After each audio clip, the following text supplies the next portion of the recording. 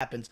One guy we don't have any questions about, and the real true heartbeat of this passing game is Julian Edelman, and that was never more evident than last year's Super Bowl run. I mean, he had 35 targets, 26 catches, 388 yards. That's 11.6 targets, 8.6 catches, 100 almost 130 yards a game there.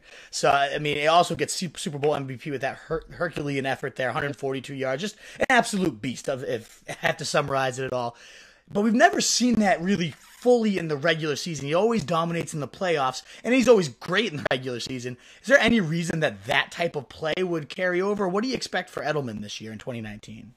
I think it's a big year for him. I think you look at the loss of Rob Gronkowski and you look at Tom Brady, who he's going to trust most. Mm-hmm. There's really not anybody out there besides Edelman. So I could see a scenario where this might be Edelman's – he's been targeted a ton, but maybe he gets targeted even more than we've seen just because there's no one else that Brady can trust, and we know how much Brady values that. So early in the season, maybe Edelman gets a ton of these targets, like we see in these playoff games when it's 10, 15 targets a game. And I think by the way the Patriots run their offense, that's the ability to put up some pretty big fantasy numbers. So I think Edelman's stock might be as high as it's ever been, just looking at who the Patriots have around him. I know he's getting up there in age, but he showed that he can stay healthy and stay on the field. He's one of the toughest guys in the entire league, and he missed the 4 games last year to these suspensions. So that's he's I guess I'm not gonna say he's more fresh, but he missed the last 4 games, the first 4 games last year, so it wasn't the best fantasy situation. So things are shaping up to be a pretty good year, I think, for Edelman owners.